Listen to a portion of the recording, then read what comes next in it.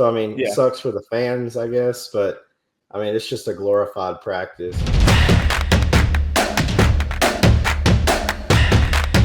Let's jump in on this spring game conversation.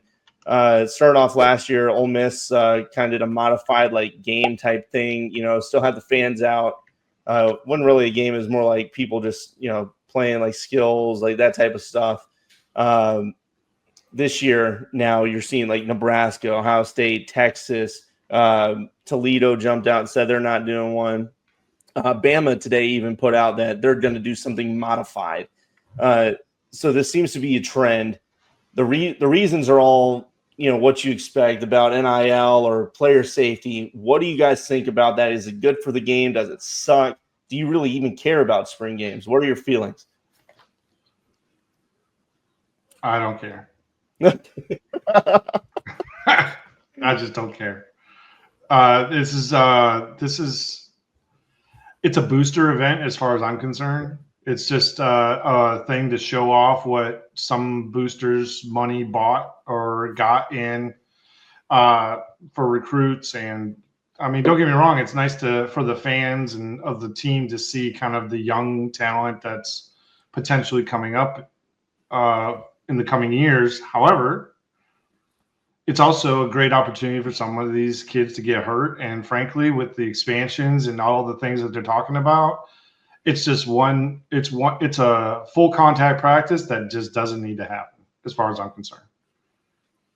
Yeah, it's a fair take. I think a lot feel that way. Blake, what about you? I feel the same. It's just something for the fans to see, really. So, I mean, It sucks for the fans, I guess, but I mean, it's just a glorified practice. And I mean, it brings in some revenue for the school, like on concessions or whatnot. But it's not really like a vital thing to the team. Yeah, I mean, I'm sure the coaches, don't care. They'd rather have a closed practice and, go from there. But for me, I guess I feel different. I think it is an important thing for the fans. One, especially with NIL and shit now, they're asking fans for more money. Your tickets are going up, all these things. Like, you kind of want to see what you're dealing with, what's actually going to happen, instead of just guessing until the fall. And even for guys like us, I guess it helps, for us to do some scouting on these teams when we talk about the podcast. But I get the reasoning. Like, you don't want, especially for the group of 5 type teams, like, you don't want your guys like, hey, they had a great spring practice, and then some guy comes in and drops a bag on their doorstep. Hey, dude, you looked really freaking awesome out there. Come hook us up. Come help us. So I get that angle. The injuries, I mean, that can happen in any practice, but this is full contact. Players are showing out. So I don't know. I guess I don't like seeing it go away, because to me it's just part of tradition of football. But things change, and so you got to adapt. But okay, I hear you. I agree with you to a certain extent that it's a sad thing that it's going away. However, what would you say if instead of the spring game, there was 5 active practices where they actually allow cameras in, where you can see your team essentially practice, and you can see kind of the talent that and the drills that they're doing and things like that? I'd be more about that, I guess. I mean, I feel like that would be like something that they could put together fairly easily per team. It could be on each team to do that, but it's a way for them to put out like locally or like to their whatever, however they want to release it. They could release it and sell the rights to Amazon Prime. For all I know. A lot of teams don't give them any ideas now. God dang, I don't know. Well, a lot of teams do hold open practices like Bama. That's one of Kalen DeBoer's things is Saban always had closed to the media. You couldn't get in there. But Kalen DeBoer's are wide open. You can go down there, watch practice and everything. I mean, they post Bama's practices all the time. I guess I'm kind of referring to the stuff you wouldn't normally see, like the stuff you see, like them doing like a 7-on-7 scrimmage, in a controlled environment, and maybe just doing it something like that. No, I just show off the talent and the speed of some of the young guys and everything like that.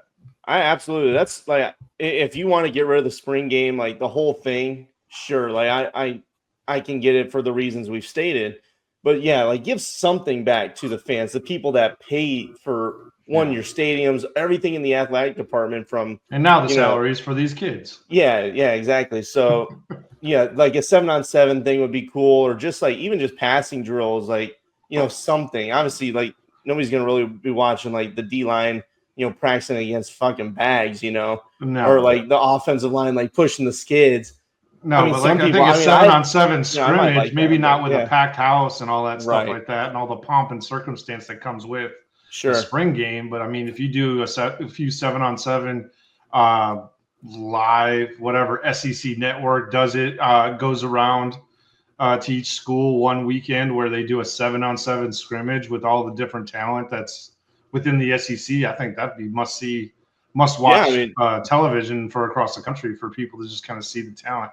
But like you said earlier, I don't know if you actually said it while we were on, but before the show started, that some people are stating that they don't want to do it because they don't want to anyone to see what kind of talent that they've recruited up to this point. And then it just might as well just disappear because they're not going to do the 7-on-7. They're not going to do anything to showcase any of the talent that they've recruited until game one starts. Yeah, I mean it's part of the new world of college football, and I think it'll go just school by school basis of, hey, we're shutting it down, it's not worth it, or we'll throw you guys a bone, we'll do something kind of cool, maybe some games or something like that to show a little bit, but I think you're going to start seeing a lot more close to the chest. And I think so I don't know, it's part of the changing culture of the sport.